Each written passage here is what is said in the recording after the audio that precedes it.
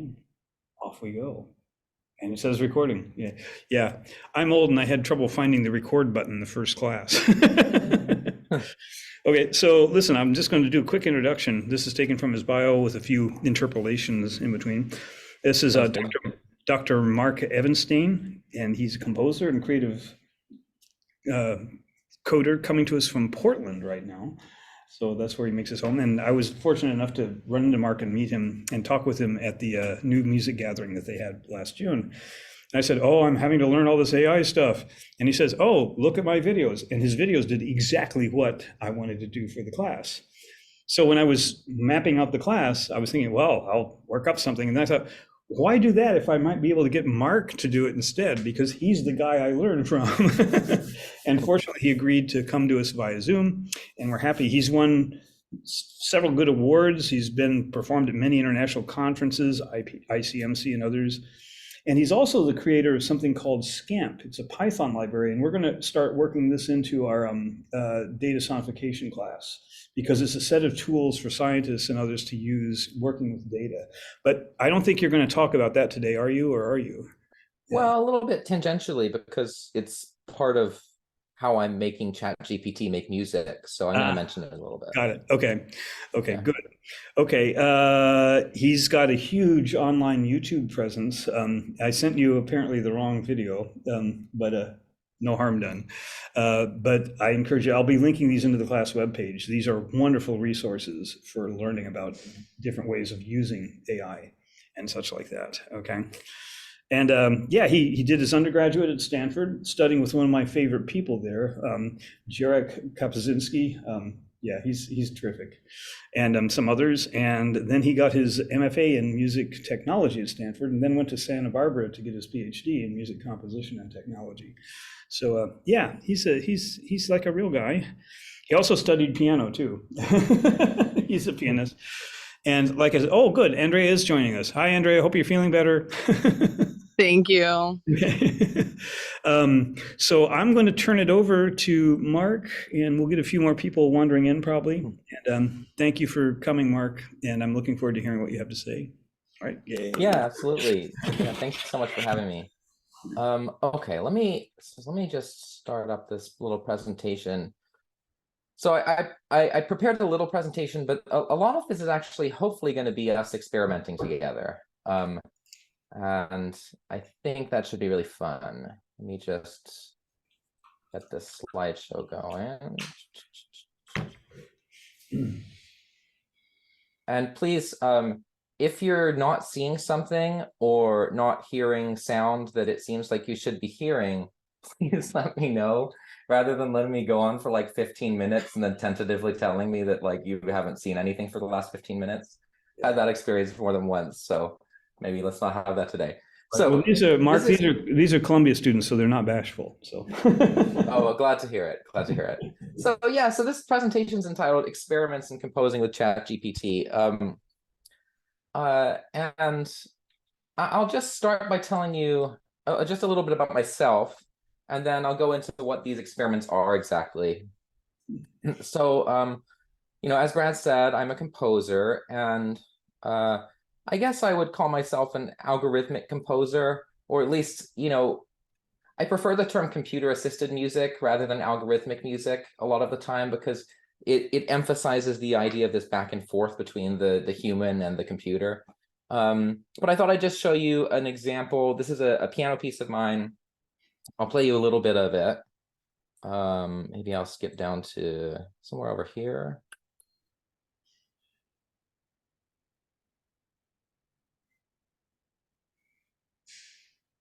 It's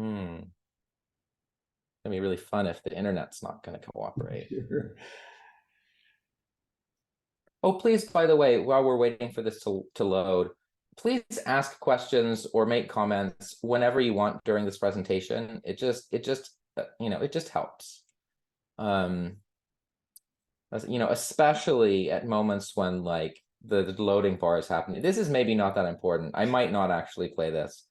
Just imagine some music. Here, I'll talk about while I'm waiting for that to load, see if it ever loads. You might hit refresh or something. Sometimes What? if I hit I pause. wonder if I just click watch on YouTube, whether if that'll work. Yeah. Interesting. Yeah. Let's see. Well, something's happening. Oh, there you go. Yay. Well, it's, can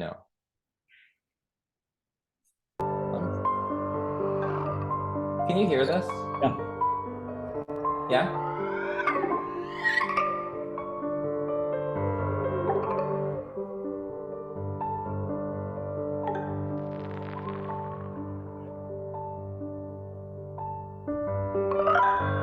And if I talk, can you hear me on top of it? Yeah, so this is a piece that I wrote for piano and electronics. And when I was at UC Santa Barbara, I studied with Clarence Barlow, who was a kind of famous algorithmic composer who he just passed away this year, actually. And this piece is called Barlicity. And it's a piece that I composed using a bunch of his algorithmic ideas, and I coded them up in Python. And so I show you this to show you just, here's a little bit of the music. And then what I wanted to show you is this. This is kind of typical of my way of composing. Right. Hey, Mark. Mark, yeah. I got a question right off the bat. Now, the piano Yeah. part was done with your algorithmic tools, but the electronics, did you add that yourself by hand afterwards?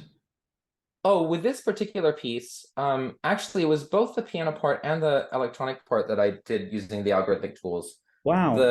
It started as a piano part. It started as kind of like piano and impossible harpsichord. So it just like, it was a harpsichord part, but it was not actually within the range or physical possibilities of the harpsichord player. And so I then took the MIDI from that and I routed it into a modular synth. And so the electronics kind of come from a part that was originally kind of algorithmically written to be complementary with the piano. But then I kind of took that and played with the sound and turned it into something a little bit different. So, and so this is, this is pretty typical of the way that I work. It often starts with some sort of algorithmic idea, and then at some point I find myself wanting to kind of get into the material in a very kind of more tangible way, working more, I don't know, for lack of a better word, intuitively. So that's, and what I wanted to show you is this right here. This is can you hear this too? Yeah, it's a little quiet, but we can hear it. Yeah.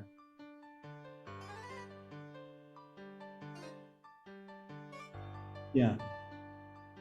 So this is actually the original kind of program that I created that created the raw material for that piece. This is something I got from Clarence. Oh, this whole piece was about stuff I got from Clarence. And this is a kind of representation of a tuning. So it's using something called multidimensional scaling to put different notes in the tuning system in a 2D plane according to how related they are. And then I have this kind of circle going in and out and playing notes that are, and it plays notes that are within the circle. So you kind of hear it tonally shift over time. And the rhythmic thing is done with Clarence's kind of rhythmic theories, and it was a whole thing. But anyway, this is an example of the kind of way I compose. I think it's a good example that captures a lot of the way that I work. Anyway, I just wanted you to know something about who I am as a composer before I show you ChatGPT writing a whole bunch of really terrible music. So this is that. I have a question. Let's see. Yes, please. What happens when the circle encapsulates no values? Did it do that at any point in there? It did when it was moving down to the 8. Probably it's silent, but it's been quite a few years since I wrote this piece. I doubt it would play any notes. I don't know. Yeah, I think it's probably silent at that point. Yeah. It's nice. But it was kind of an interesting process. I mean, the way that the circle is working, this isn't really what I'm here to talk about today, but in case you're curious, the way that the circle is working is it's kind of moving its center from 0, 1, 2, 3, 4, 5. Can you see my mouse, by the way? Yeah.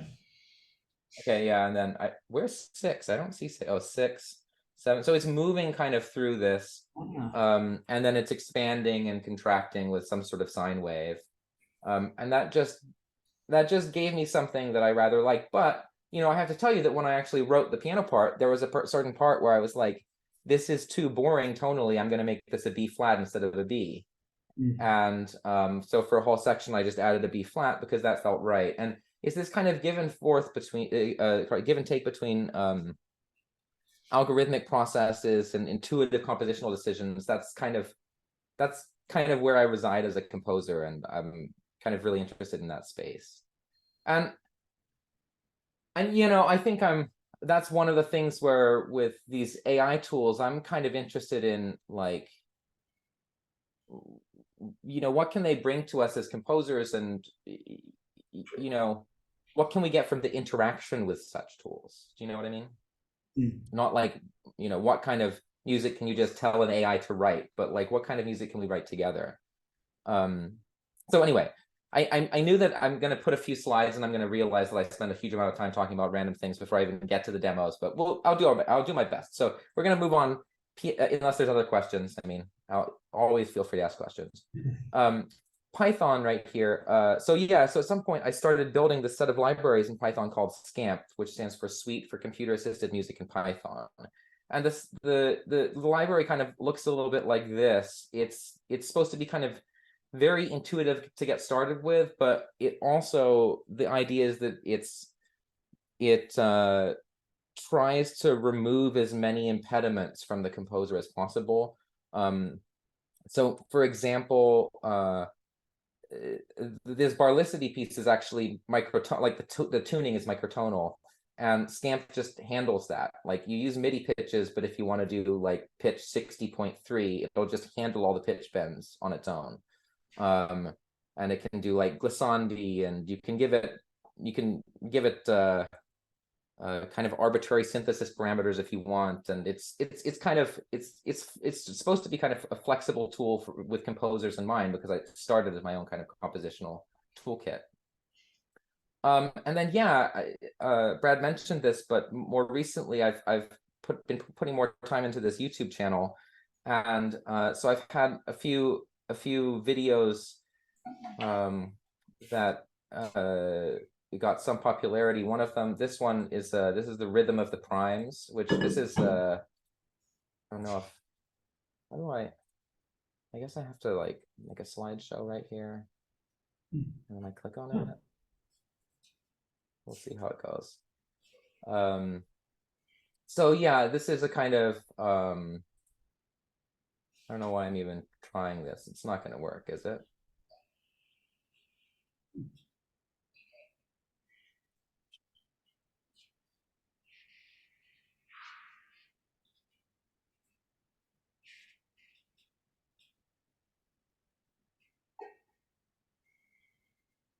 So I made a whole video about this kind of crazy idea I had of a infinite prime polyrhythm. I'll give you a sense of it here.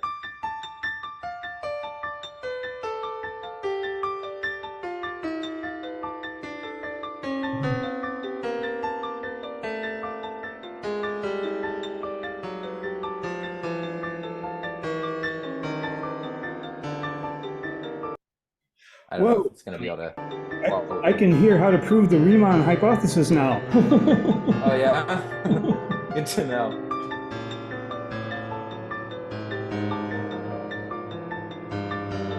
So this is the kind of thing that I do on YouTube, and so it's all kind of intertwined, the Python and the composing and these YouTube videos I've been making. And so that's just a little bit about me and where I'm coming from. What I'm not is, I'm not like an AI researcher, right? So I'm coming about this from the point of view of a composer wanting to figure out how to make interesting things. And so the videos that I intended for Brad to send to you are on this next page here. Sorry. That's okay.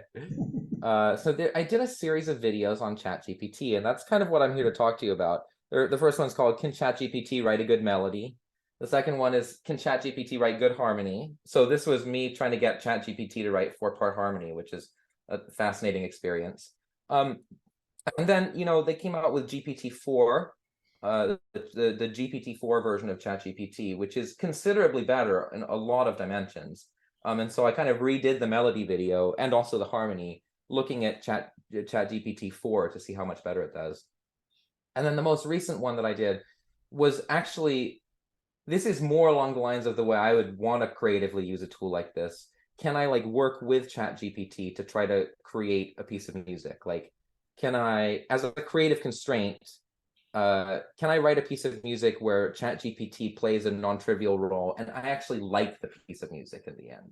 Like, these other videos are very interesting in terms of what you get of it, but it's not like, you know, it's not great music, as you will see. So these are kind of the videos that, if you have a chance after this to look at, they encapsulate a lot of my thoughts about all of this. But we'll touch on a bunch of that as we go. So I wanted to start. Oh, I don't know if that starts. That would be. I don't know how do I. I'm trying to like move to the next slide, and it keeps trying to start videos. Okay, here we go. Let's see. Oh no. Oh yeah. So I wanted to show you just the way that I was working with these, and we'll try this in a second. Is I would start with a prompt, something like this, where I basically tell ChatGPT like, I want you to write some music. And the format that I want you to do it in is as a Python list, and the list contains notes, and the notes are pitch, volume, duration, tuples. And so so I give it a bunch of different constraints, like they should be MIDI values, and the volume should be from 0 to 1. And in this most recent version, I added articulations if it wanted to. And then I said, with that in mind, yeah. Marc, ChatGPT knew about all that already, right? You didn't have to explain it to it? Yes, I did not have to explain it to it. So this is the thing that's so crazy about ChatGPT is like it's just kind of gorged itself on the internet. And so it's a kind of fascinating interface into the written work of humanity. That's kind of the way that I see it. And so, yeah, it did know about all of that. And it does a good job sometimes, and it does a bad job other times. But basically, the procedure is I use this, and then it would say, okay, sure, I'll write you a melody, and it would give me a Python list with these things in it, and then I take that and I put it inside of a simple script that I wrote in Python using my stamp libraries. And basically, the setup here is such that all I need to do is take what ChatGPT spits out and stick it as the melody here. So replace this empty list with the list it spits out, hit play, and then it'll play ChatGPT's melody. And that was kind of the basis of these videos. And, you know, I experimented with different formats and with creating harmony and a melody and accompaniment, and also with asking ChatGPT to write a beat. That's one that I haven't made the video yet, but I can share a little bit of that with you today. And that's kind of what we're going to be talking about.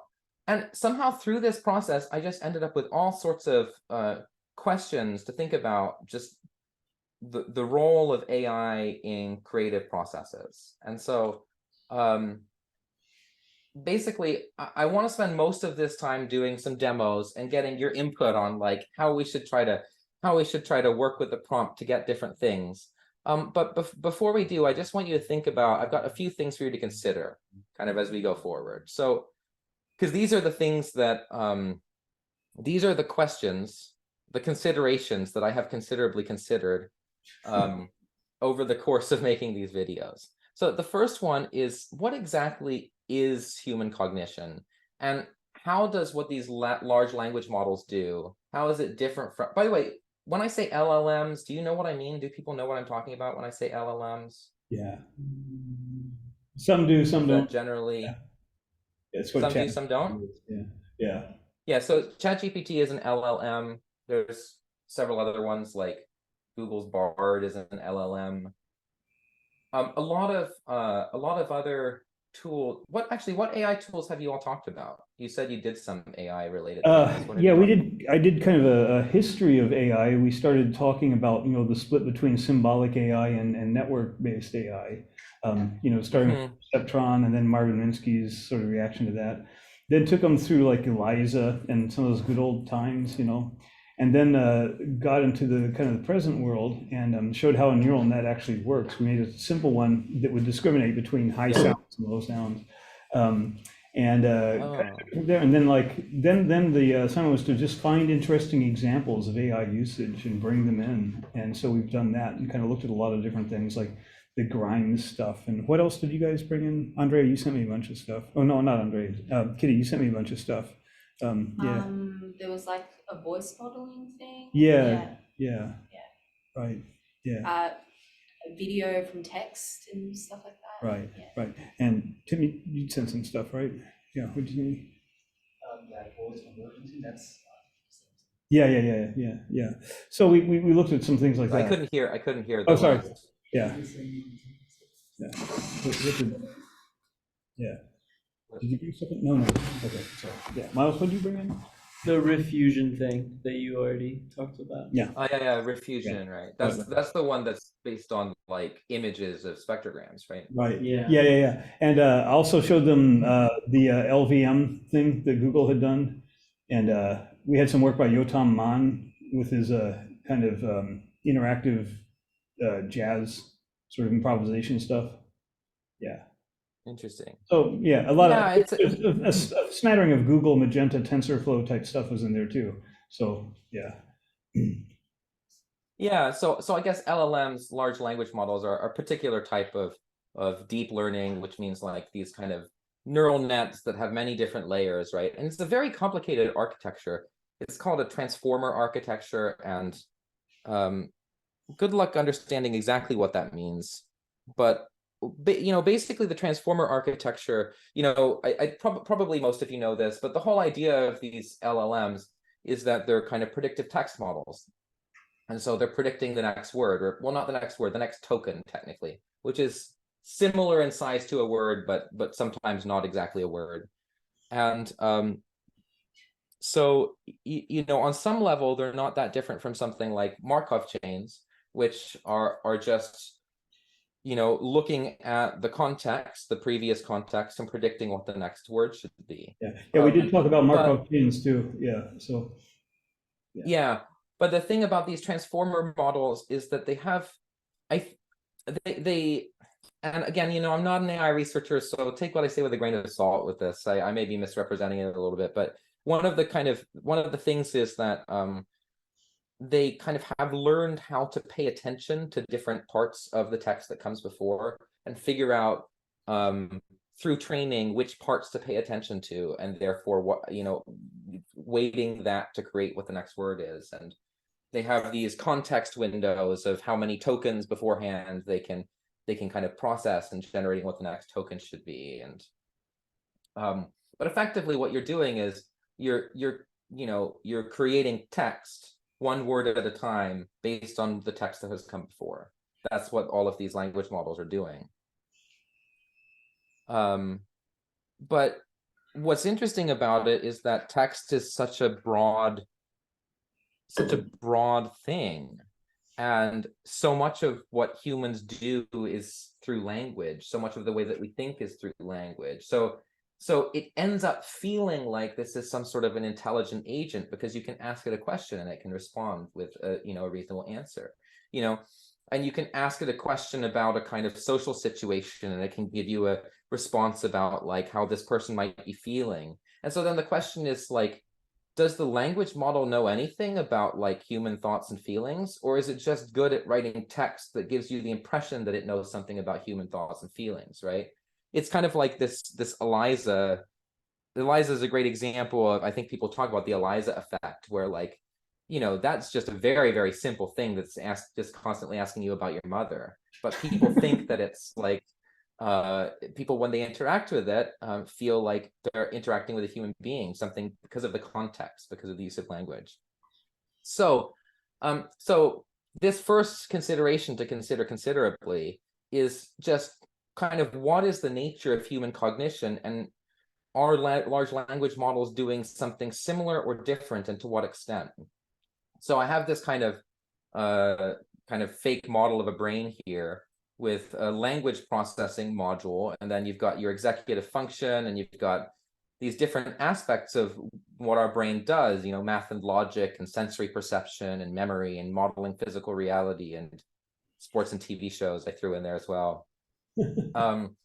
And so, when someone asks you a question, your language centers process that question, and then your executive function kind of shoots it over to some other part of your brain. So for instance, if I ask you what 7 times 18 is, then you know that first your language centers process it, and then your executive function says, hey, that's a math problem, and it sends it over to the math part of your brain, which then might actually be doing some sort of imagery with how, I don't know how you do 7 times 18. I think it's interesting. Different people do it in different ways, right? But something is going on there that's not linguistic, right? Something's going on there that's a different part of your brain. And then you go back to your language processing to respond.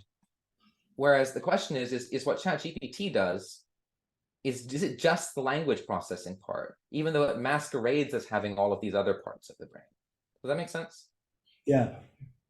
But and so, you know, it's a Turing test question, you know, I mean. yeah, it is. And I actually one of the things that I think is interesting about this. So for instance, like the math logic part with the GPT-3, it was very clear that it's really not able to do math and logic, right? You can ask, it's interesting though, you can say, what's 2 times 7? It'll say 14. And you can give it various different math problems, but if you give it a complicated enough math problem, it hasn't seen enough training data to know how to do it. And it's not actually doing math, it's just doing language on math. Do you see what I mean? Yeah. But then with GPT-4, it's suddenly way better.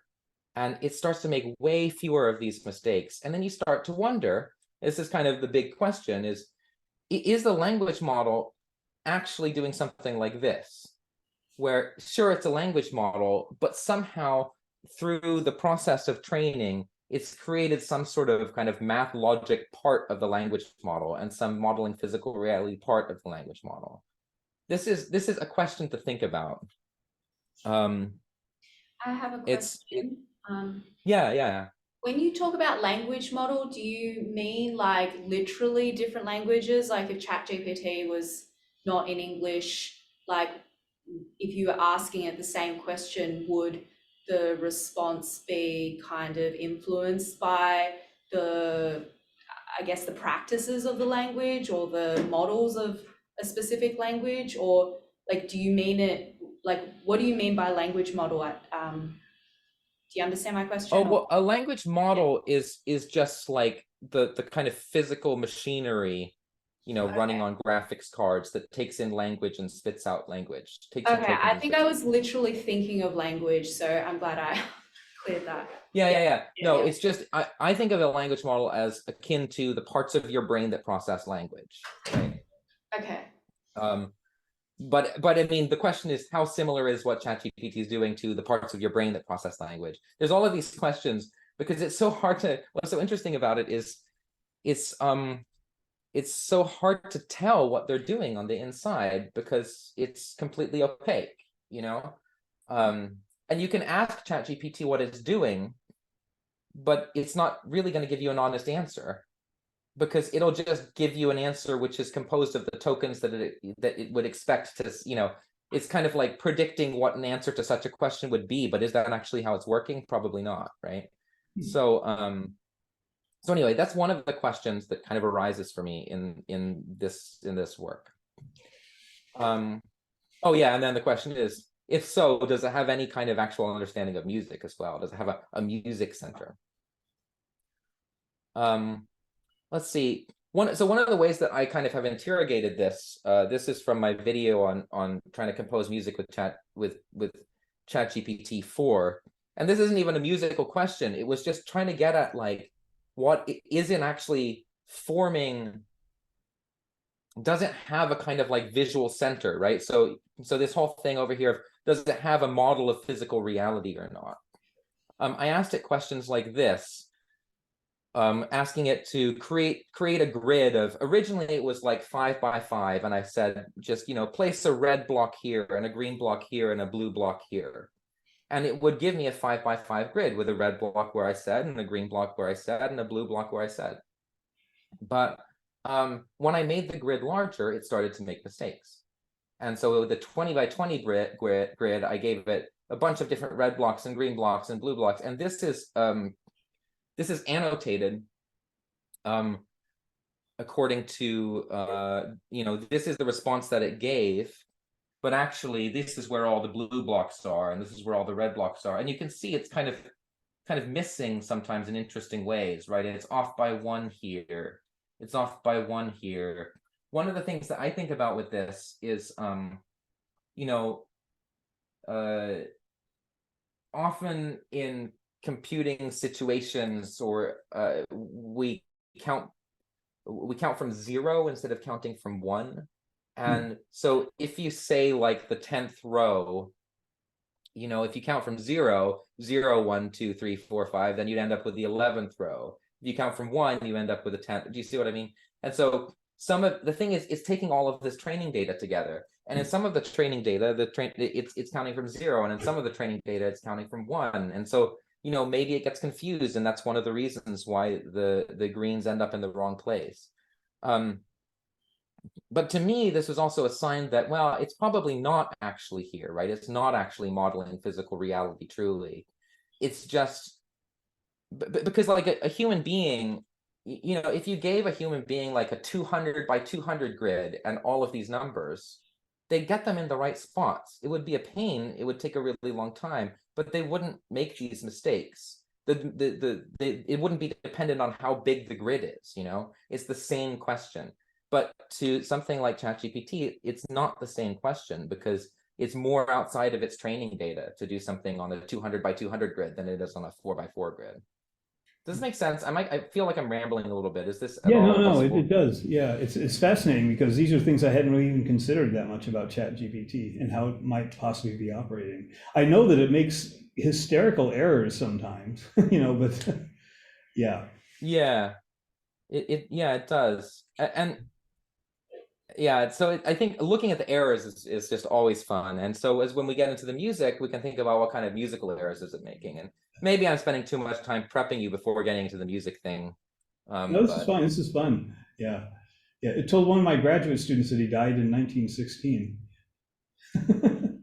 Oh my goodness. That was kind of too Well, bad. by the way, also, ChatGPT, there is a big difference between this GPT-3 and GPT-4. So Right, that was an kind of earlier one. publicly available version, ChatGPT-3 or 3.5 or whatever, makes a lot more of these kinds of hilarious mistakes. And GPT-4 is way better. Yeah, I And haven't you have to, before. Yeah. well, you have to pay OpenAI $20 a month to use the GPT-4 version. Oh, And okay. at some point I decided that was worth it to make a video on it, but it's a lot better. And it starts to raise these questions of how good can it get, right? Is there an upper limit to how good it can get? And like the question with music is like, okay, so you'll see that it doesn't really make very good music, but GPT-4 does a bit better job than GPT-3. So if you just build bigger and bigger and bigger language models, does it eventually make good music? Or is it the wrong kind of like computational architecture to make good music, period? Okay, so the second question, that was all the first question. The second question is, what exactly is creativity? And what is the relationship between creativity and interpolation? Hey, Mark, along these lines, I forgot to mention, we also talked about David Cope's work and his approach, which was more of a large-grained symbolic approach, you know. Right. Yeah. And Okay, we heard cool. some of his pieces that were a little bit odd too. Yeah. Oh, so, and I guess maybe David Cope is a good example here. I mean, you know, he's done all of those examples of kind of fake music by Bach or something like that, right? Yeah. And with all of these things, you know, if my questions are always like, if you train some sort of a model to create Bach by training it on a bunch of Bach, and then it creates a new piece by Bach, like, who actually wrote that piece? You know, and like, at what point do we say that someone is the author of something? You know, like, everyone has influences, right? Like the Barlicity piece I showed you earlier was so much about like Clarence's ideas. I built it entirely on Clarence's theories, and I made my own piece from it. I made a different piece, I think, than Clarence would ever have made from it. I think it's different, right? But like, what makes it my piece rather than Clarence's piece? What exactly is going on with creativity? And I think this is that Star Wars example that it sounds like some of you watched, with probably wondering what the heck was going on with it. But so this is an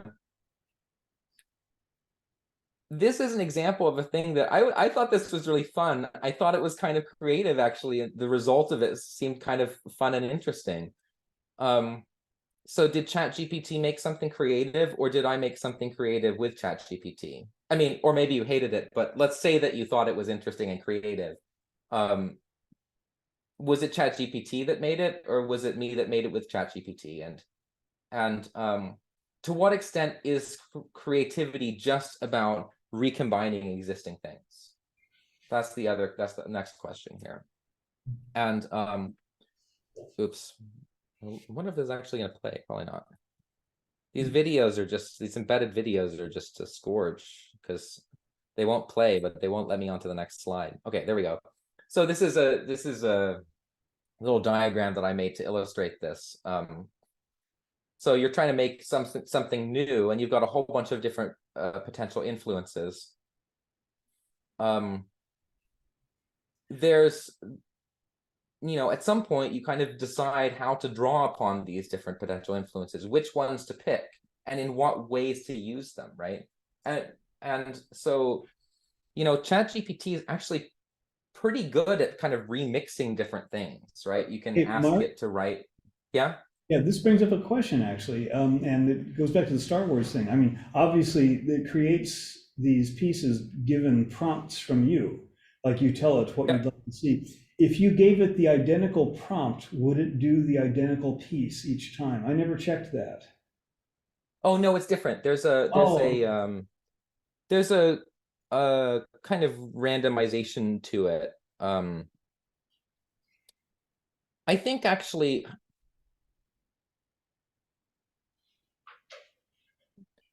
I think there's in the model, it has different, it's got the previous tokens, all of the different words, and then it's predicting the next word or token, right? And it's not like it gets one answer for what the next word should be, right?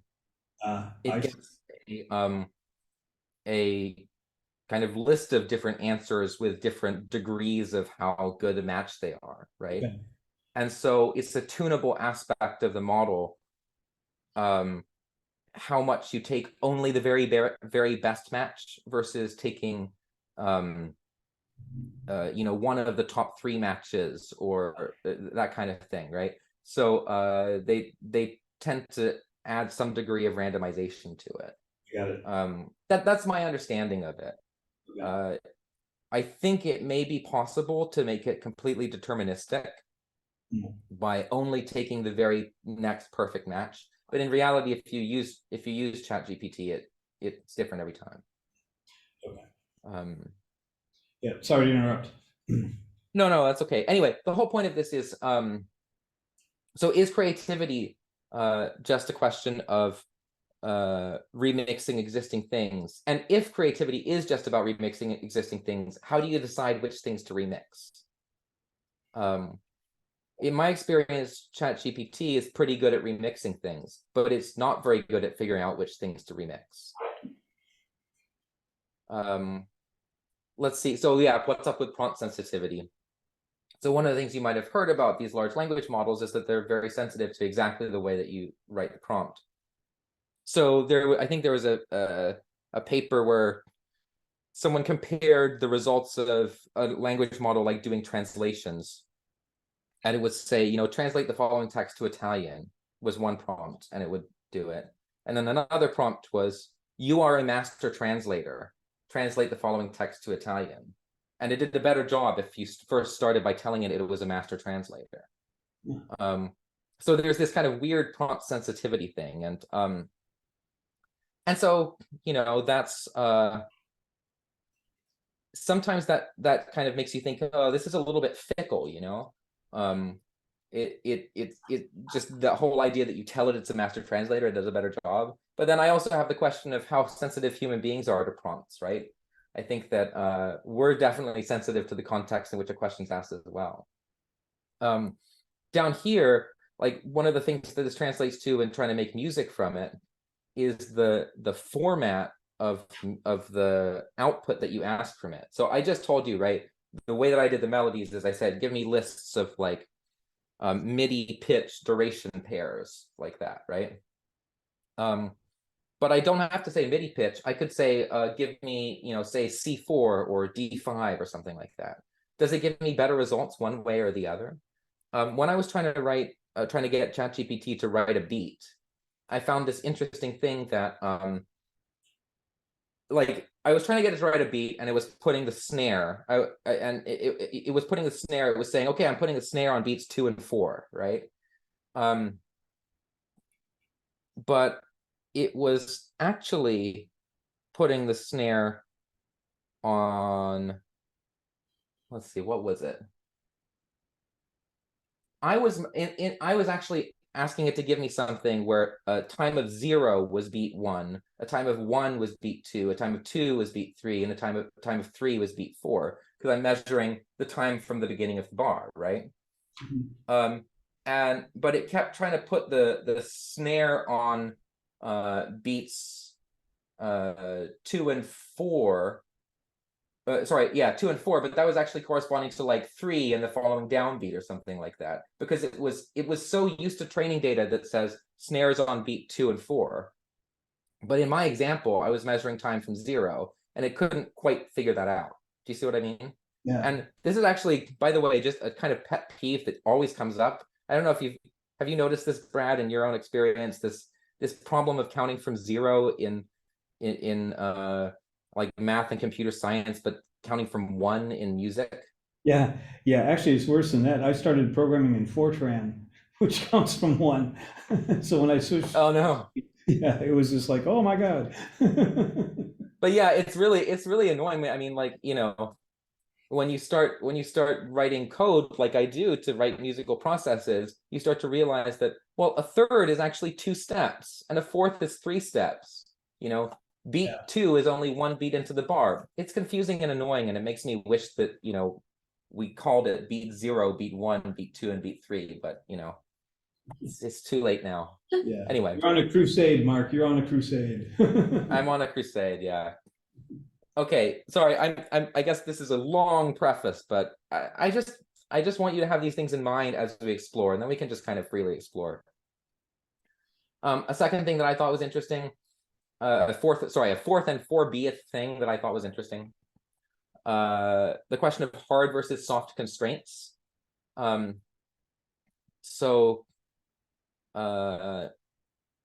actually had this experience recently trying to use ChatGPT as a proofreader for some essays I was writing. And I would say, look, here's this essay I'm writing. All of it is exactly the way that I want it, except for the second paragraph. Can you please try to make the second paragraph flow better? And I give it the essay, and it spits out something back with, yeah, it changes the second paragraph, but it also makes subtle changes in the rest of the paper.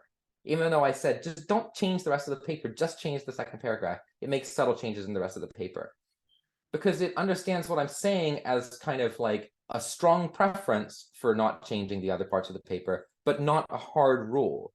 Because with these neural networks, it's very hard to have a hard and fast rule. Like, it's all context, right? And so I found with trying to make music with this kind of thing, it's a tricky thing, because music involves both these kind of soft aesthetic constraints and hard and fast rules, right? So, like, if you're writing for clarinet, you can't write in the range of a contrabassoon, right? That is a hard rule. That's not a note of the clarinet, right? But on the other hand, there's like soft rules too, like this is the range of a trumpet, right? On the edges, that's a hard rule, but there's this kind of gray area where the trumpet kind of starts to morph into a different kind of instrument. It's less easy to, less technically fluid, like it's more constrained in terms of what you can do technically. There's this very kind of soft constraint there. And the mixing of hard and soft constraints is something that I think that these systems have a hard time with. And it's really interesting to me, because I think that traditional computing is kind of like all about hard constraints, right? If you think about what Eliza was doing, it was, very, very kind of deterministic, strict rules. And how do you put together the hard constraints with the soft constraints? This is an interesting question, I think.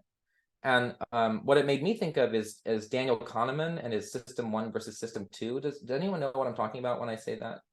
Yeah, thinking fast and slow. Yeah, thinking fast and slow. Did anyone else other than you, Brad? Has anyone else heard of that? I saw some heads being shaked. So yeah. So I think about this a lot when it comes to these AI tools, because I think, you know, just a brief overview, the idea with system 1 and system 2, system 1 is this kind of like effortless part of your brain that immediately pops up answers.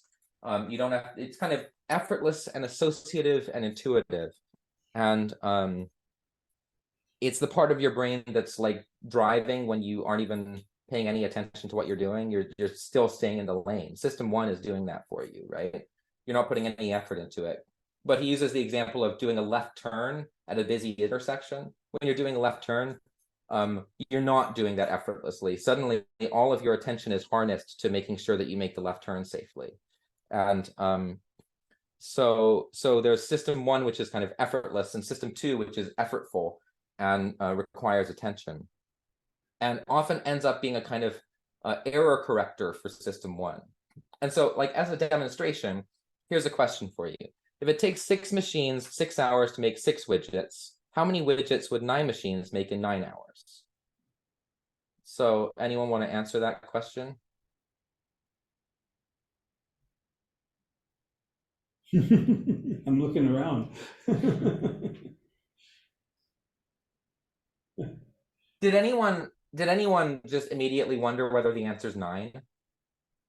Yes. Like it popped into your head that the answer might be 9, right? Yeah. Because 6, 6, 6, 9, 9, 9, it makes sense. 6 machines, 6 hours, 6 widgets, 9 machines, 9 hours, 9 widgets, right? Even if you know better, that, by the way, that's not the answer. The answer is, I think was it like 13 and a half? Yeah. It's something weird. It doesn't actually work very well. When I made this, I realized that it was not a good answer. But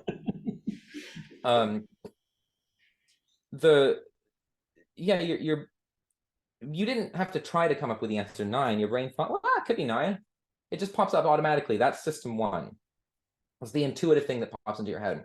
System 2 is the part of your brain that if you are used to thinking about problems like this, or if you have some suspicion that I might be trying to trick you, which I think was going on here, like this is a situation where I'm asking this question, you're all listening to it, and you're thinking, well, it's probably not 9, because why is he asking this question otherwise? That part of you, that system 2, is the one that makes you think more deeply about the question and look into it, and you think, well, 6 machines, 6 hours, 6 widgets. Well, 6 machines in 9 hours could make 9 widgets. So 9 machines in 9 hours could make even more than that. That's system 2 operating. Anyway, I've started to think that these large language models are mostly system 1. And how do you get system 2 to interact with it? I'm not sure, and I'm not sure anyone really knows. But here's the thing about system 1 is that you can train system 1. Like, some people have really amazing expertise in a certain area, and their system 1s don't make these mistakes in that area as much because they've got so much training.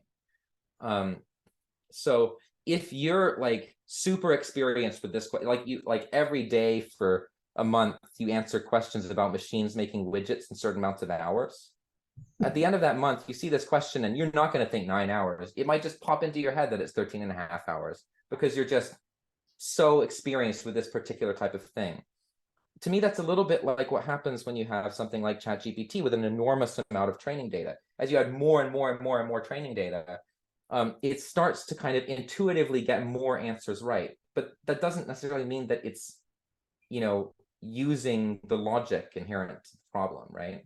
And it's, if you make the problem complicated enough, it's still might make a mistake. Oh my God, I'm taking way too long going through all of these things. This is the last one, and then I'm done going through all of this stuff.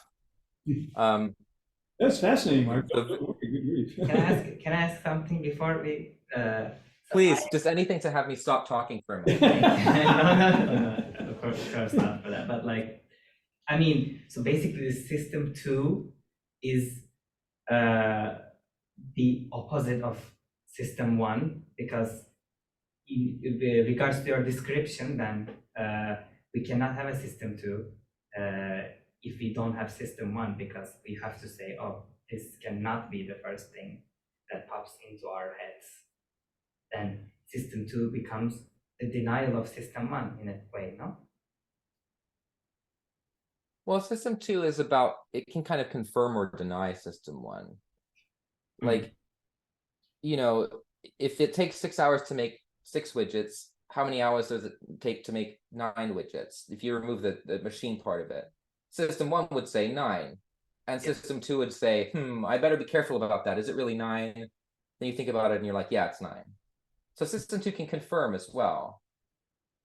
I may not totally understand your question.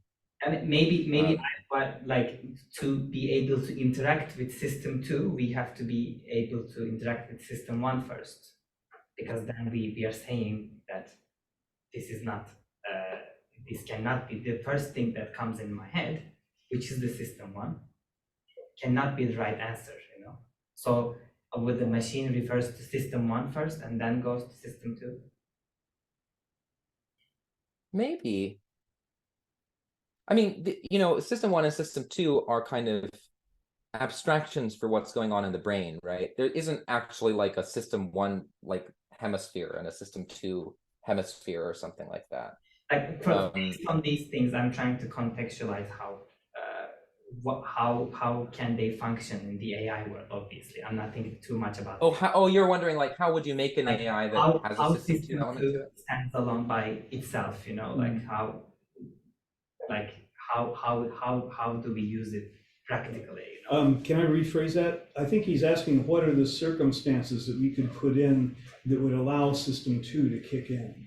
Exactly. That's yes. So thank you. I'm sorry for my English. Yeah, I mean, that's an interesting question. I mean, you know, Kahneman talks about situations in which you tend to have system two kick in. And, you know, novelty, like novel situations or situations where system two would tend to kick in. So like in an AI system, you could imagine like this, if you could detect when this is something which is way outside your training data or not a particularly comfortable question, then you'd want some sort of extra system to kick in. There's a really fascinating study that he talks about in Thinking Fast and Slow, where he gives a test consisting of a bunch of these questions to I probably Columbia students. I think it might have actually been Columbia students, to be honest. And in one case, the test is given on a piece of paper in very comfortable font, and in the other case is in a piece of paper in annoyingly small font and not very good contrast. And so in the case where it's annoyingly small font, not very good contrast, they have to strain just to read the questions. And so they get into this kind of like strained, uncomfortable mode right from the beginning, and they get more of the questions right.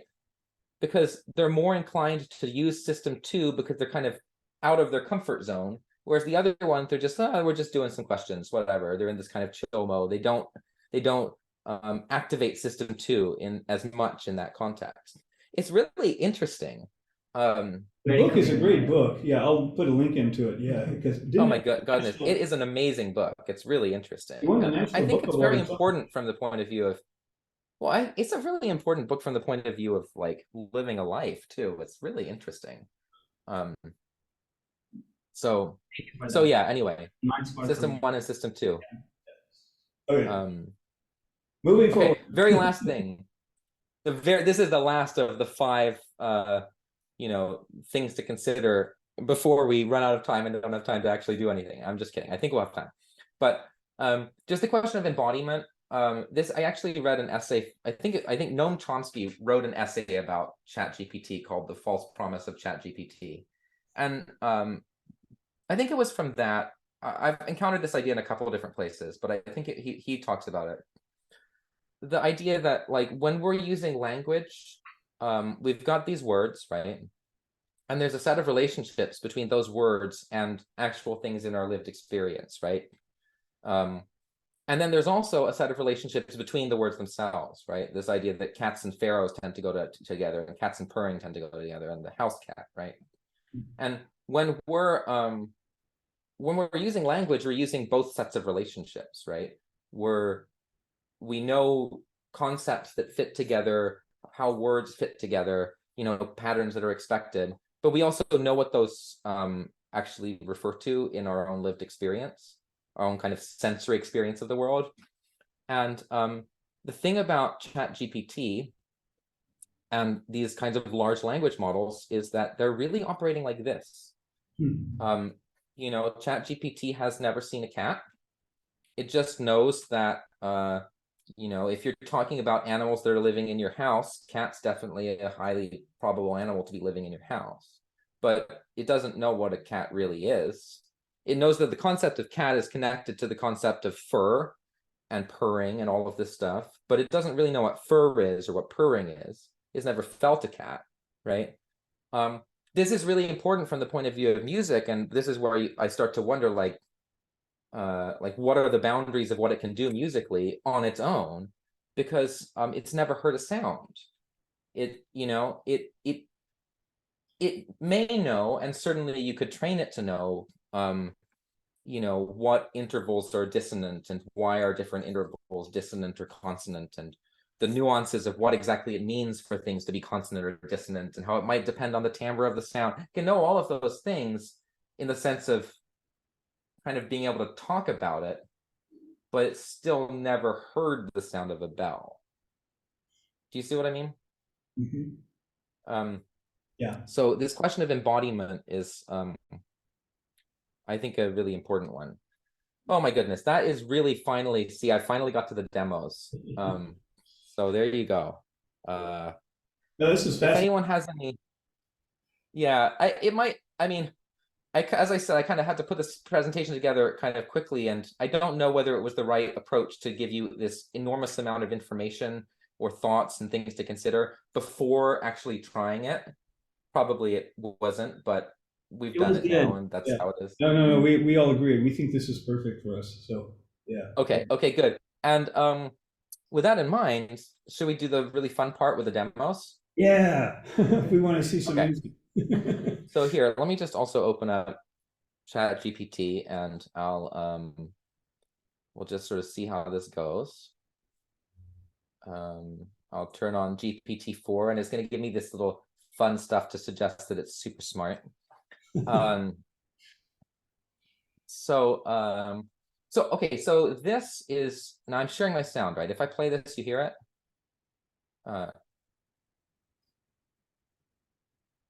Did everyone hear that? No. You didn't? Uh-oh. We did not hear that for some reason. Yeah. We heard the other stuff you played earlier. Yeah, let me see. That seems important.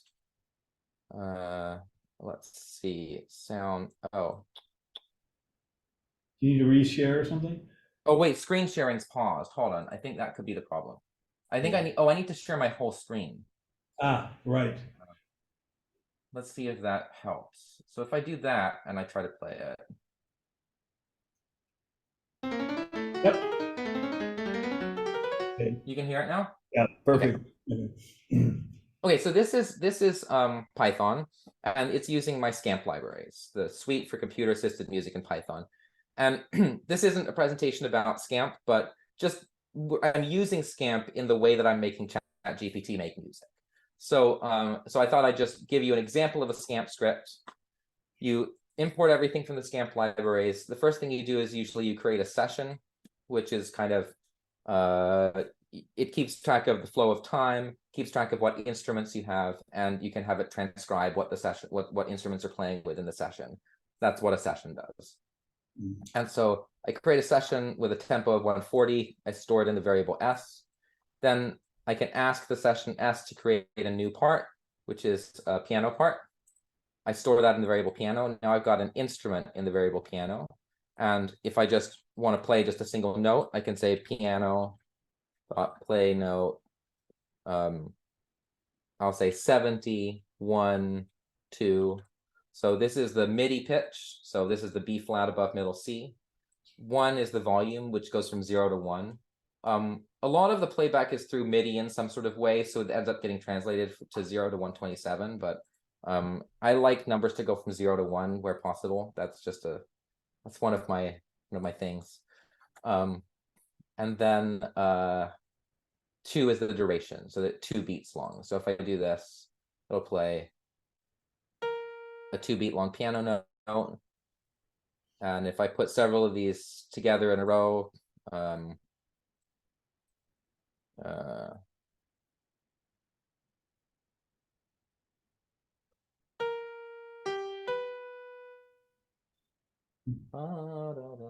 what is that?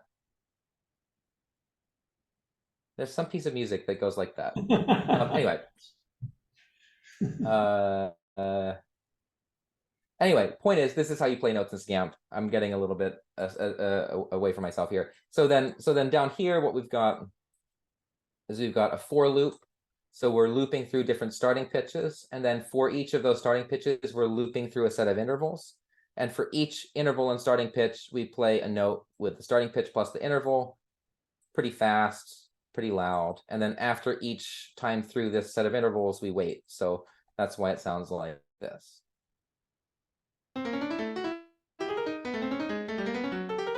And just to let you know, all of the sounds I'm going to be using right now are really terrible because there's some sort of a built-in sound font. But I just want to let you know, in case you're ever interested in Scamp, if you want it to communicate with something else, you can do this. You can say new MIDI part, and then you can say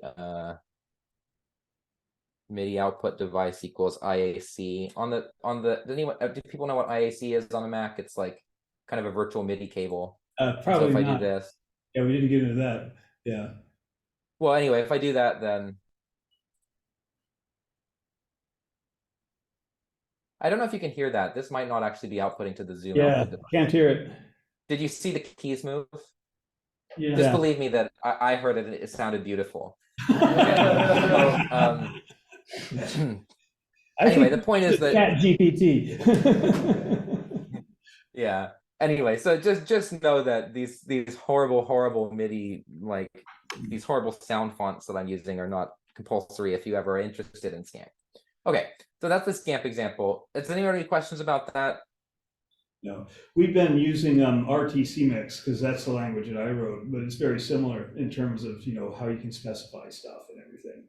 And yeah, we'll be revisiting this when we talk to Ben Holzman about using this in the data sonification class too. So. Yeah, sounds good. It's not the main thing right now, but just so you know.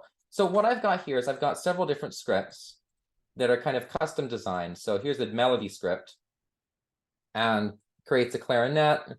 And then the idea is here's the melody that you'll get from ChatGPT. You paste it in there, and then it just goes through and plays all the notes of the melody. I've got one for melody and bass. So this one, there's a melody and a bass line, and it kind of forks 2 parts, one that does the melody and one that does the bass line. I've got a chorale one where I'm going to ask it to give me a dictionary of parts for each of the 4 voice parts, and it'll go through and play all of those parts. And then I've got a beat one where it's going to give me something that looks kind of like this, what each part should do, and give me a tempo, and then it'll go through and play all of those parts. Does this kind of make sense? Yeah. And so at the top of each of these scripts, what I've done is I've put a prompt here, and we are going to play with this prompt, but this is a basic prompt that will create something. Sound good? Yeah. So should we start with melody? I heard a yes. Okay. Up to you. Okay, so here's the original prompt. Oh, sorry. let's fix that. So I'll stop it before going forward. So I'm explaining to it that I want each part to be formatted as a Python list with tuples of pitch, volume, and duration, or pitch, volume, duration, and articulation, if necessary. Pitches are MIDI values, and you can have a rest by having a pitch of none. Volumes are from 0 to 1, but should generally be bigger than 0.25. Durations are a floating point fraction of a beat or quarter note. And articulations, where present, should be one of these, but don't use them too much is kind of what this says. And then I give a few examples. And then I say, with this in mind, write me a melody that, and I want someone to complete the sentence.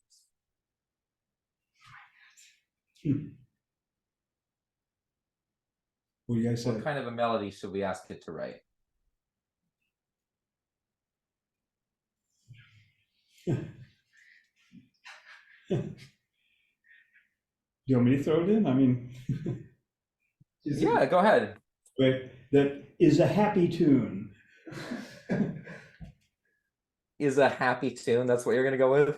I had a happy day. Okay. Suggestive of Brad having Oh, a great. happy day. Okay, we'll see Well, how you well guys it had to does step with up. I that. had to do it. A sense of joy and possibility. See, what's funny about this is it's like, okay, I'll create one in C major, which is a common key for happy and bright tunes. I'll tell you one thing about ChatGPT. It's sure like C major. I mean, I mean, what I'm saying is it would do C major regardless of what you said. Okay. Okay, let's see how it does with Brad's happy days. So Brad's happy day melody.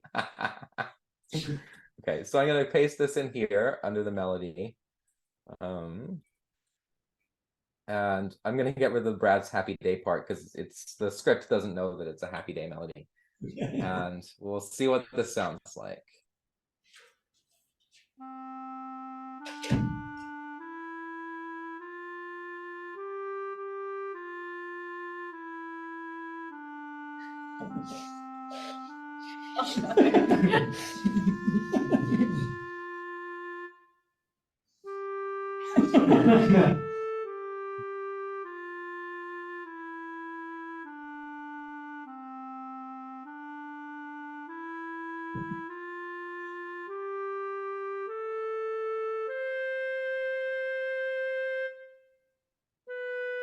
Oh my God.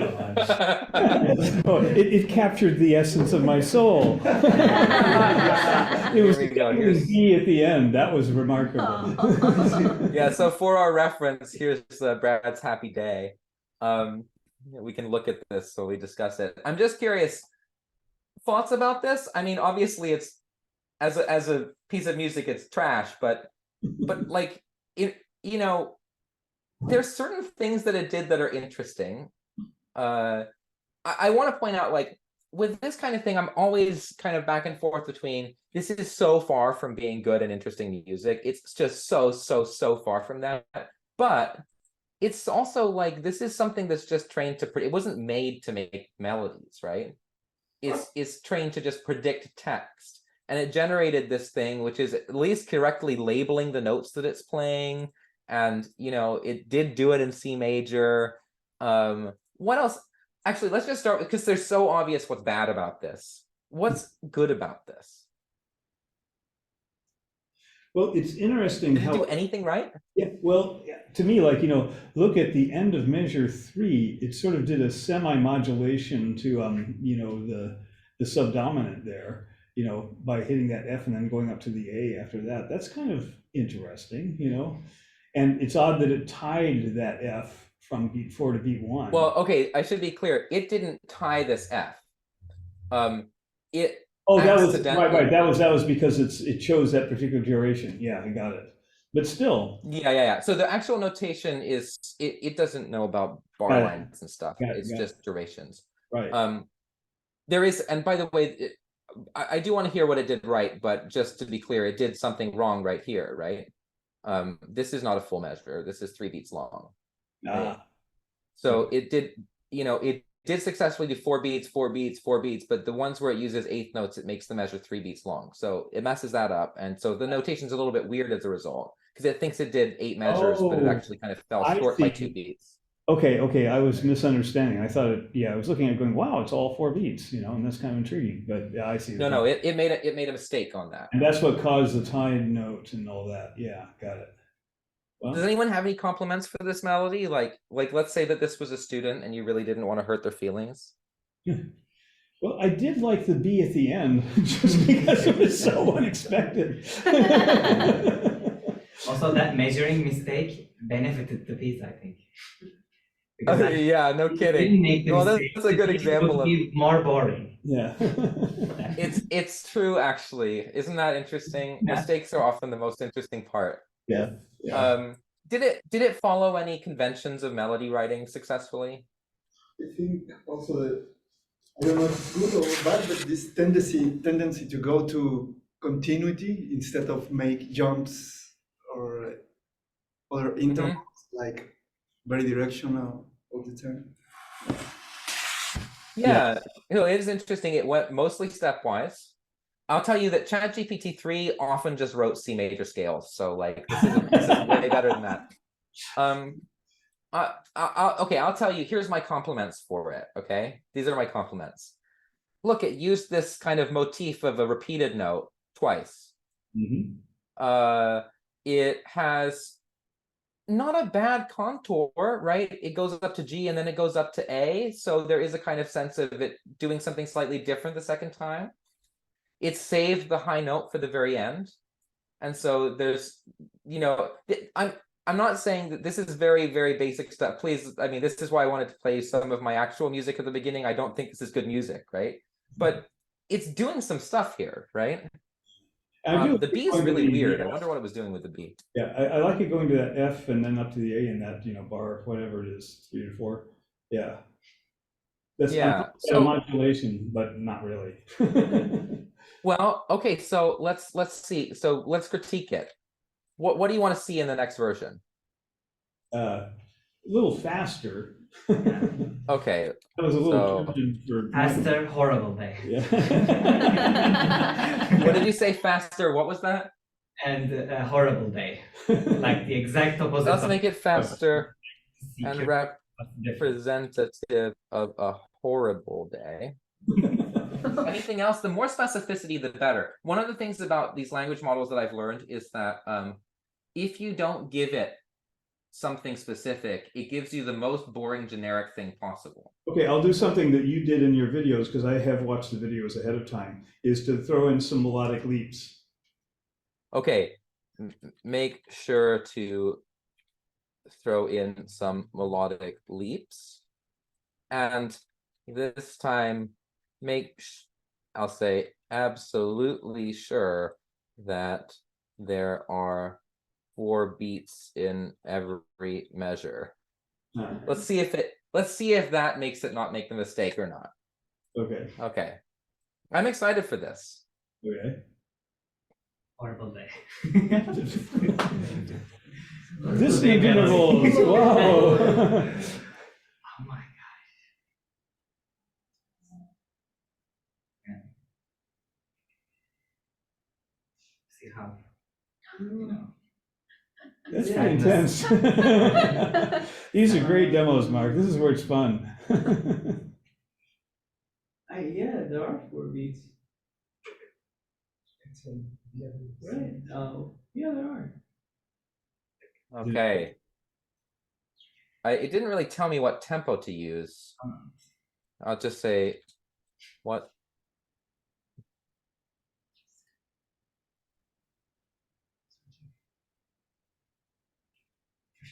Okay, 180, 160 to 180. We'll do 160. Okay, so tempo equals. Great. 160. Okay. It's my horrible day. Okay, here we go. Are you all ready? Yeah. For Brad's horrible day? Oh wait, I have to get rid of the horrible day part for it to work. Okay.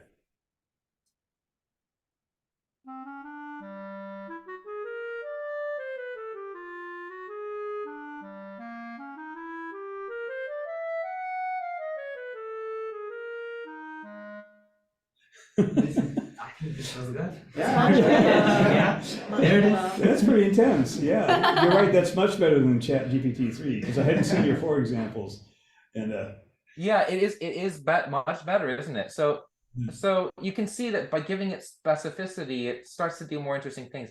It does look like it missed a beat somewhere in here. I didn't see where. 1, 2, 3, 4. I think it's measure 5. Oh wait, no, it's not. I lied. Oh, this is missing half a beat. There's going off. Okay, 1, 2, 3.5. You're right. Yeah. And then something else is probably 3.5 somewhere. Yeah. Yeah. That Anyway. one, yeah, that one that you just had measure 6 is bogus, I think. Yeah. Yeah. Oh no, there's the other half a beat. No. Here's the other one that's missing half a beat. Yeah. So, but you can see it got more interesting, didn't it? Okay, Yeah. I'm gonna make a suggestion. Let's I'm gonna say, well, no, I'm not gonna make a suggestion. What do you all want to do with it now?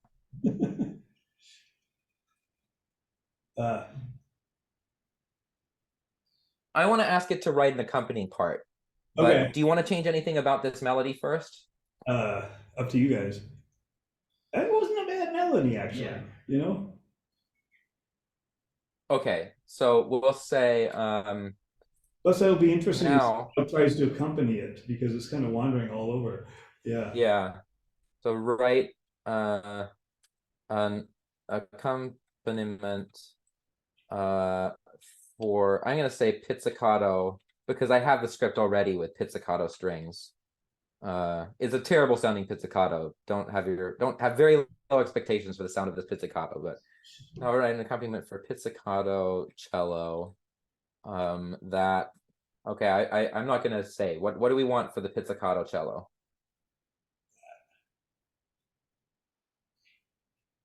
Includes syncopation. Okay, includes syncopation. That's a good thing. Anything else? I like to say, I'm going to start with this actually before include syncopation. Rhythmically complements the phrasing of the melody. I'm always curious if it can do that. Okay. Includes syncopation. Anything else we want from it? Like if you were, I mean, let's just say this. Most of you are composers, right? If you're writing accompaniment to go with this clarinet part, what do you do?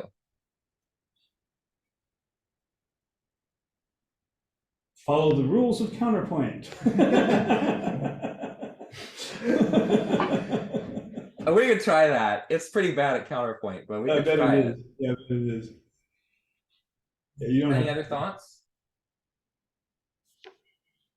Maybe make it play in a different key, but only in like the middle measures. Jesus. What? So how about include syncopation and experiments with polytonality? How about that? Okay, that'll work. Yeah, that'll work. Okay. Let's see. I'm trying to think if there's anything else we should say. Well, let's see what it does with this. Done in the style of Mozart.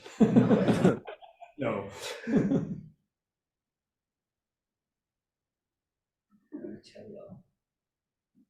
Complex and intriguing harmonic texture to depict the chaotic nature of a horrible day. Okay, that's not bad. Good grief.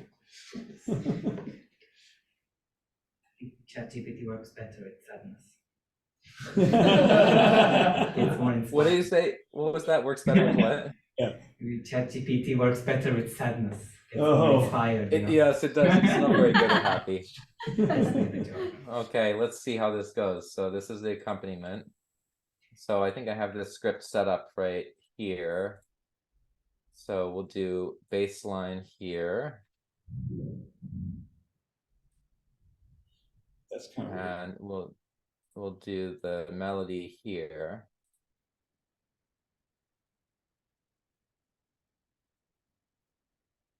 Let's see. Hopefully this works. Let's see how this works. Sorry, this needs to be 170, doesn't it? Or 160? Oh, that's right, 160, yeah.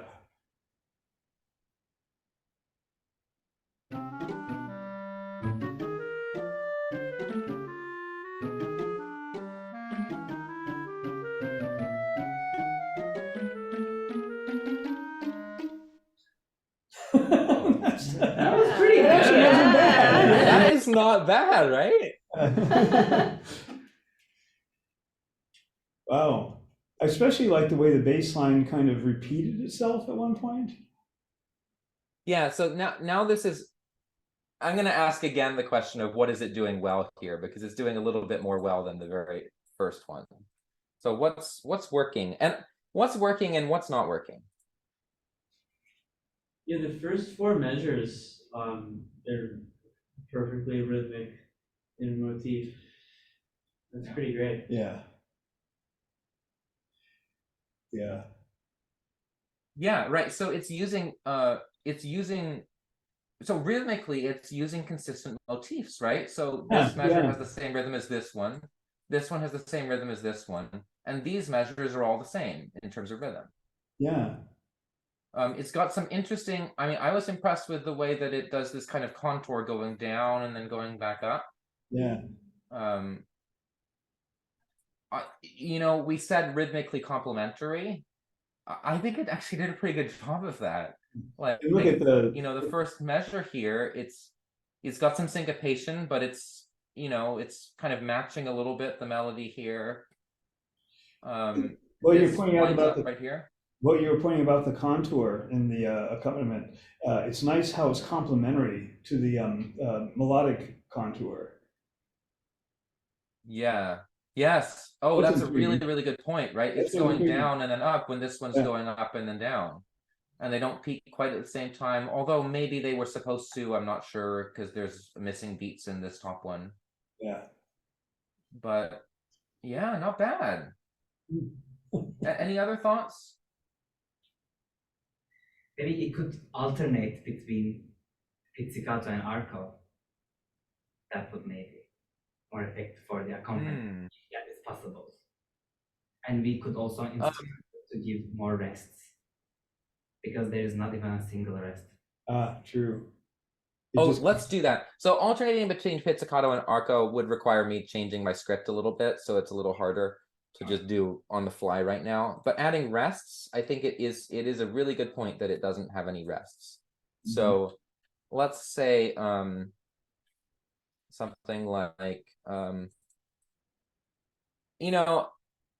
who knows what works with these things, but I always like to compliment it when it does a good job. And it's not because it's not like to sort of soothe its ego. It's actually, the reason I'm saying this is because I want it to, I mean, if you think about it in terms of something that's kind of like the way this is working, it's taking the whole context of this conversation as its context for what it generates next, right? So when I write this, I think it helps to sort of say, this worked. And it will weight that a little bit more in the next thing that it does. Or the kinds of things it did there. Yeah. Yeah. No, that makes sense. Yeah. Plus, So it's a nice thing maybe to I do. should be more specific. Yeah. But if we had more time, I might say like, it was good the way that you did, but I'll just say that was pretty good. I'm gonna say Put in some more rests. let's add some well-placed rests Well placed. that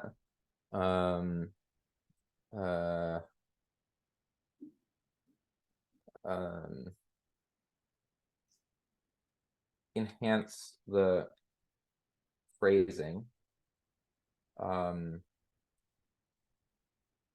This is one of the things, right? If you say rests versus well-placed rests, does that have an effect? I don't know. It's like the master translator thing I mentioned earlier, right?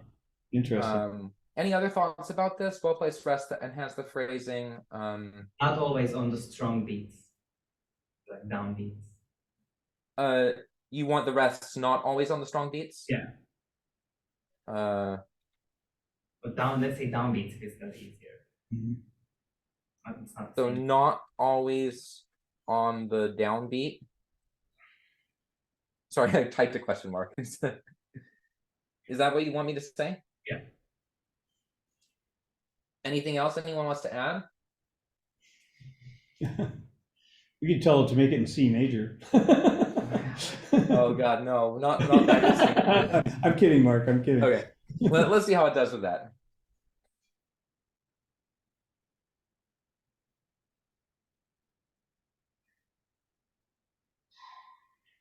So it only did it to the accompaniment. Oh, that's right, 'cause that's what we're doing right now. Yeah, we're not making. Oh, okay, hold on. That's not actually what I meant, right?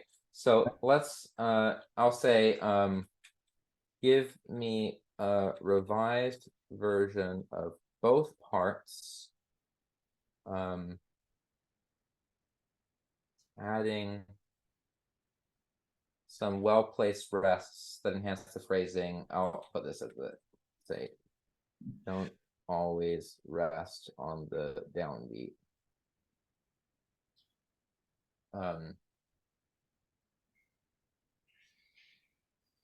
Make me proud. Oh, God. Okay.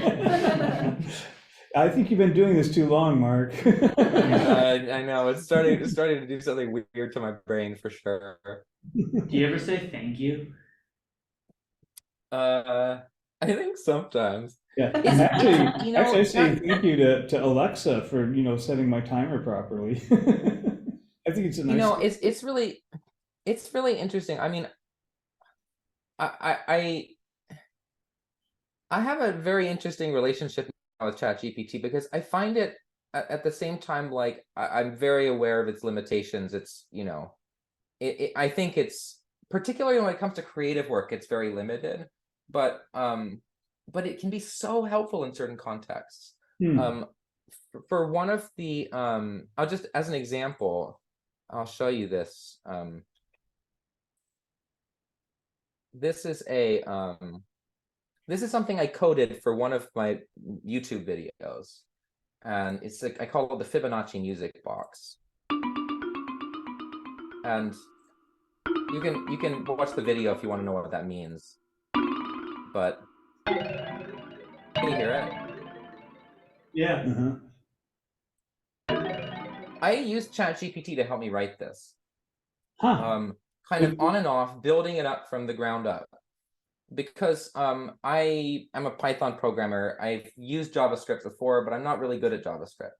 And so, I would say things like, okay, write me the JavaScript code using the, p5.js library to draw a grid of dots. And that is, 50 by 50, and it does the grid of dots. And then I say, okay, I want to have a slider that lets me change how many dots, and then it adds the slider. And what I found was I was kind of software engineering the whole thing, but it was writing most of the code.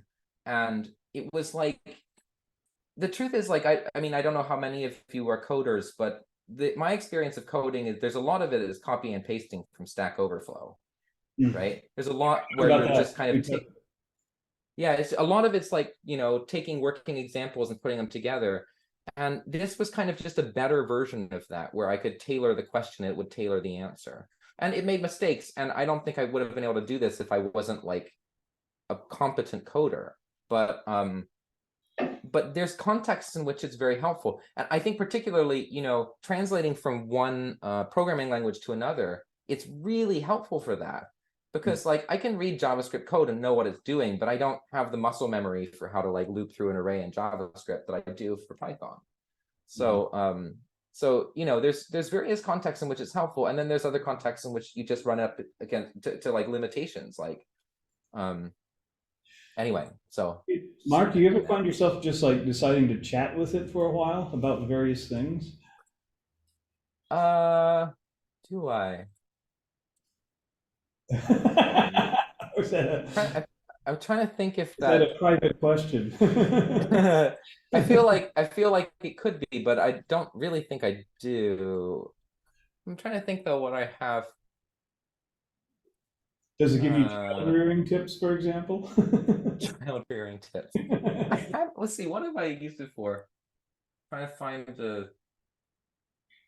I once tried to ask it to try to help me find a like pediatric emergency room in the Bay Area because we were down there. Wow. It was sort of helpful, but with stuff like that, you always have to take it with a grain of salt because it might just make stuff up. Yeah. So it's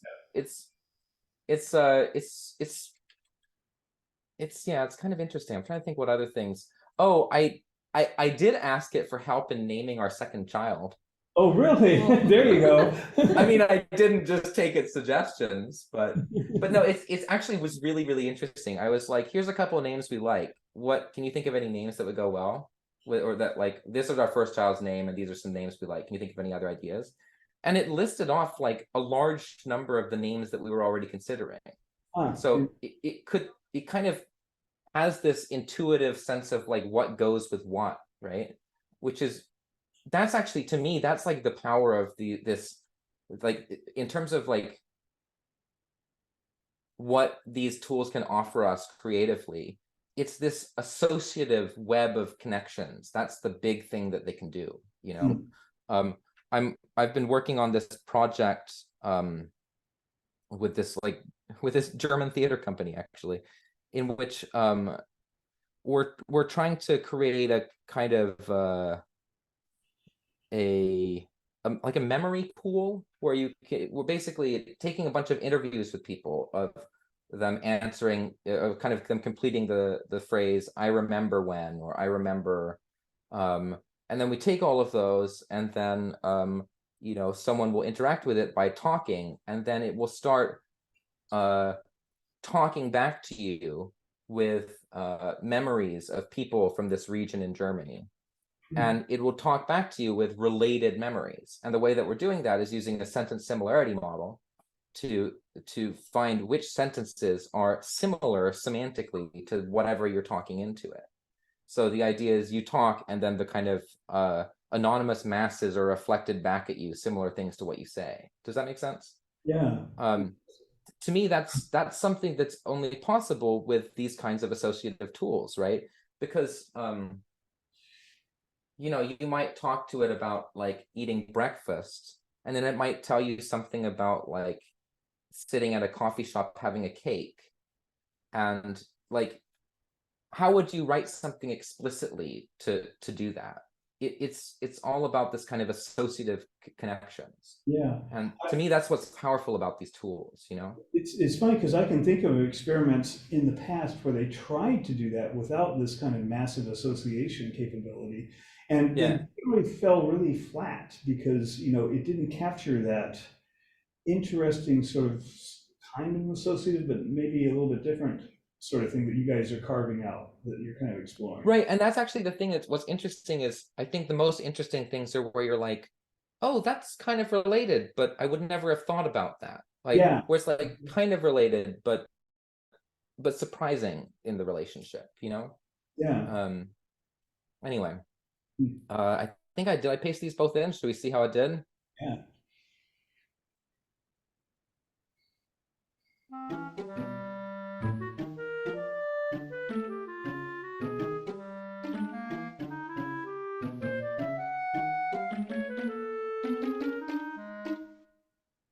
Okay, let's see how that goes. It still likes to come if you get the last word. Oh boy, it missed a few beats and measures there. Yeah, I'm not surprised. This is something that happens often with this. If you add a new constraint, sometimes it loses track of some of the other constraints.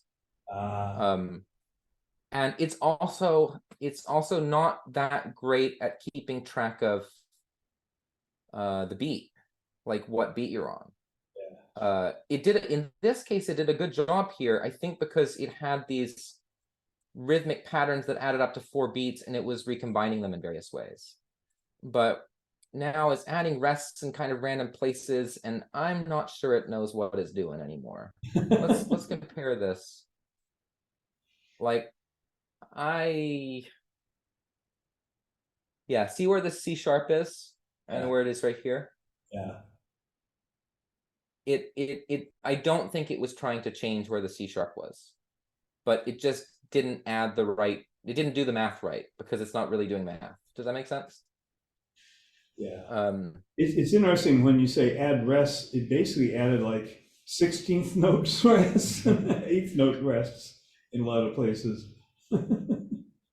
Yeah, and it also didn't, you know, it wouldn't be interesting if it could say, are you sure you want to add rests to the pizzicato part? Like, it doesn't make much of a difference.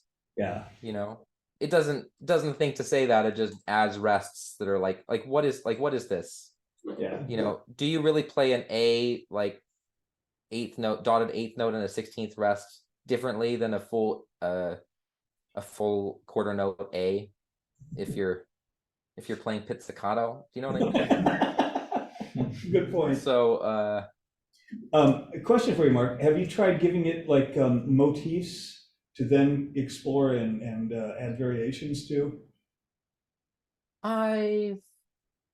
Not really. I mean, there's so many. Actually, this is a question. Let's maybe think about this for a second, having gone this far.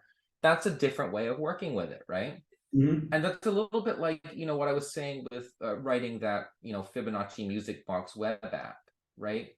I was playing the role of software developer, kind of architecting the whole thing, and I was kind of treating it as a code generator.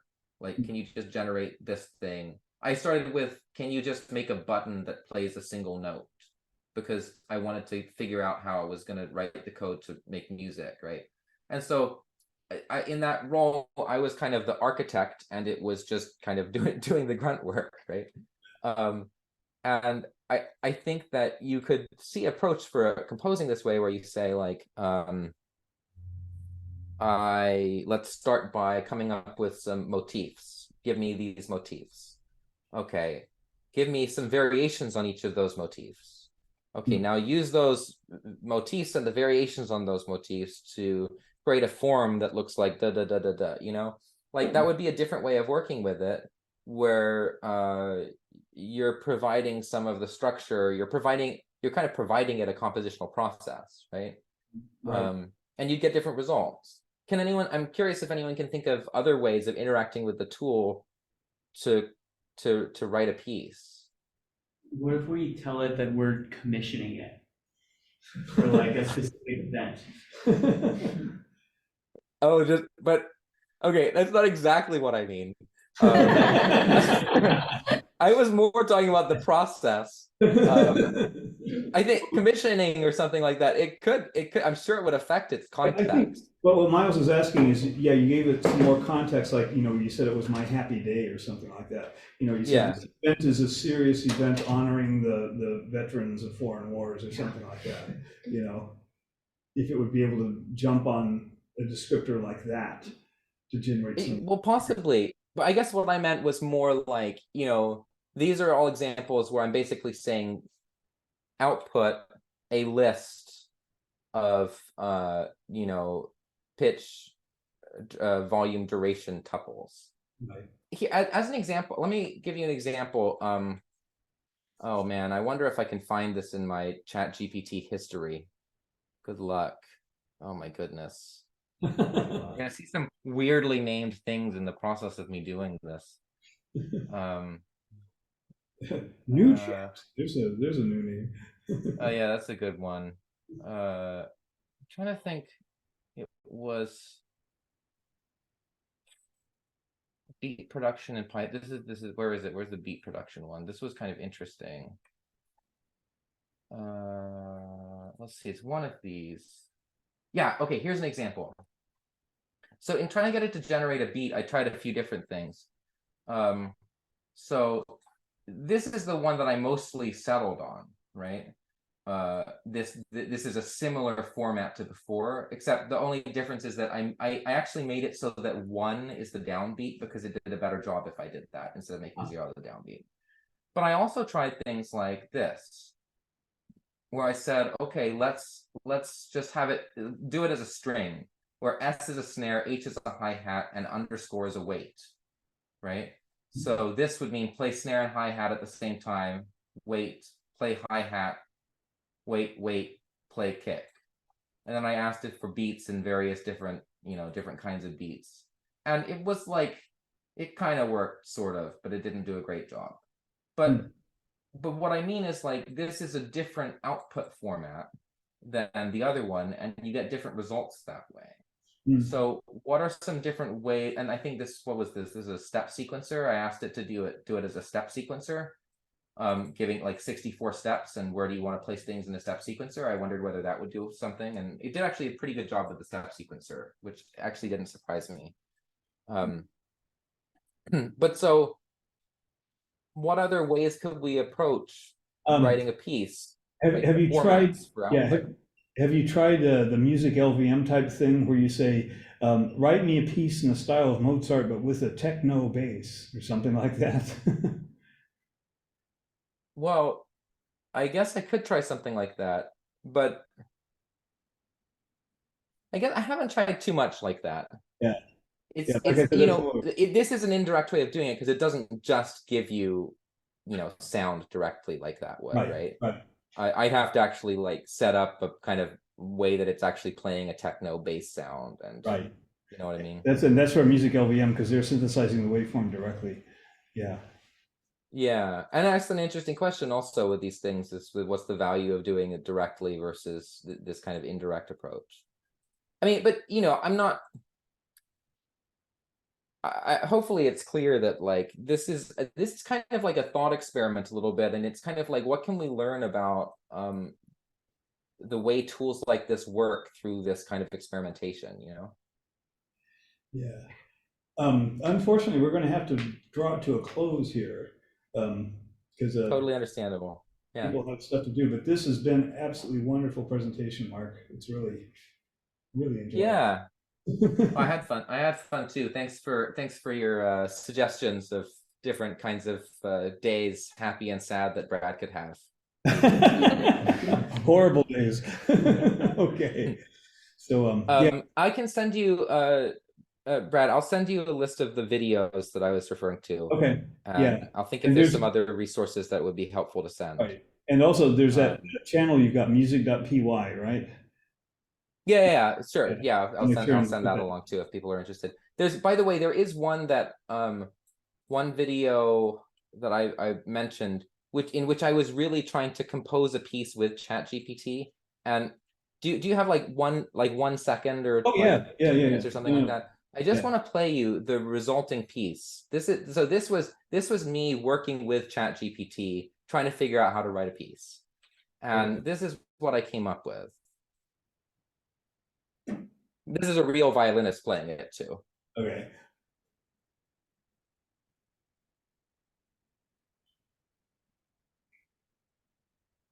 Should we be hearing anything? Do you not hear anything? Unfortunately. Wait, do you hear something or not? No, because you stopped your screen sharing, I think, and that probably. Oh, Yeah. I'm not sharing my screen. Oh my Right. goodness, of course. That was good. That was pretty good. You didn't like wait for 5 minutes. That was really cool. Right. Yeah, it's a very Cajun piece. Yes. Okay, here's the piece. Yeah, we can hear it now. Perfect.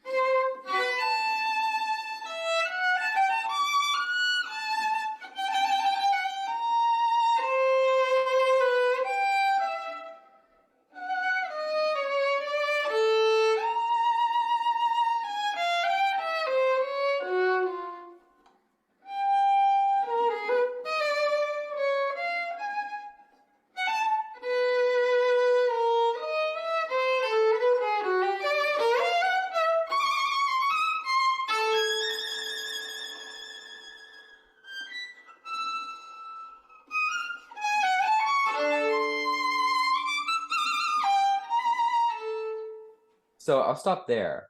But the reason I wanted to show you this is, this is much more a piece that I would like stand by as a piece that I wrote, right? Because, a lot of this is me, not ChatGPT. But I kind of wrote it by saying, it started with like, can you describe a piece of music? Like, what should the form of the piece of music be? And so we came up with a form for the piece of music. And then I was like, well, how should we come up with pitches? And it gave me various possibilities. And eventually I settled on like, okay, I'm gonna write a tone row. For some reason, I decided that's what I wanted to do. And I don't normally use tone rows, but because it mentioned it, I was like, oh, I'll try it. And I tried to get it to write a tone row. It is not good at writing tone rows. It has a very hard time writing tone rows. So in the end, I just had to write the tone row. And then I asked it, okay, can you write some code for me for manipulating tone rows? It didn't do a great job with that either, to be honest. But occasionally it did a good job with code. Then I asked it about rhythmic processes. We tried to do something with L systems, but it was really bad at like coming up with good L systems. And so then I was like, well, what else could we do? And it mentioned using iterated function systems. And so I was like, oh, okay, I'll try that. And it was an incredible, I will say it was an incredibly frustrating process trying to get something truly creative and interesting out of it. But it was interesting. And so I'll send this video too, in case you're curious about like how this piece came out of trying to working with ChatGPT. Yeah, definitely. Yeah. So This is actually, Okay. that was quite beautiful. Yeah. Oh, I was really happy with the piece in the end, actually. But, you know, part of that is because it was very much me and, you know, you know, Well, then you but can you can claim, see, you can watch the video and decide for yourself whether ChatGPT was really a co-author of the piece or not. You know, it's an interesting question. So, okay. okay, well, thanks so much, Mark. This has really been fun. Yeah. Okay. Can Oh, I really ask fun. one more question Uh-oh. before you? Yeah. And No, if you, I mean, people feel free to leave because it's like late there, but if you want to ask more questions, I can answer some. this is very quick about your Barlicity piece. I'm just curious Oh, yeah. how the numbers were distributed in the 2D plane. How they were distributed. What do you mean by that? Like why they were in the position they were in and why they were in proximity to each other in the way that they oh, were? it's actually really interesting. Yeah, it's so this is something that I got from Clarence. So this is a tuning system that was kind of, I used some of Clarence's ideas in generating the tuning system. But these, so let's see, 0, 1, and 3 are all G's. 2, 5, 10, and 19 are all D's. I think 15 is an A. And so you can see that like there's some sort of a, so this is using something called multidimensional scaling. And the way that it works is that each of these pitches has a kind of frequency ratio associated with it. And then between any two pitches, you've got a frequency ratio. And Clarence has this way of deciding how consonant, the word consonant is so kind of fraught, but for lack of a better word, consonant, an interval is based on the numbers, right? He uses this thing he calls it harmonicity, which is based on indigestibility, which is based on basically, if you have large prime numbers in the ratio, it's not very harmonic is the idea. And so so the way it works is for any two notes, you can figure out a measure of harmonic distance based on the ratio, right? So 7 to 13 would be far away, 3 to 2 would be pretty close, right? And so we've got pairwise distances, and then you use this thing called multidimensional scaling, which takes pairwise distances and constructs a two-dimensional map out of it. And it's a compromise, but it's a really interesting and evocative compromise, actually, because you can see certain dimensions, like right here, these are like notes that are right next to each other are actually the same pitch at different octaves, right? The 6 and the 12, 9 and 17, 0, 1 and 3, 2, 5, 10, 19. These are the same pitch, different octaves. This, as I said, was G, D, and A, right? So a fifth apart, right? And then G to A is 2/5, 2 perfect fifths. I think this might be a B. I mean, we can listen and see.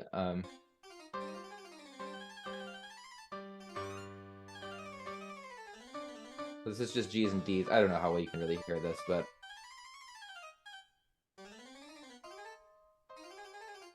yeah, this is some sort of an E flat, some C naturals, but these are, you know, they're not equal tempered.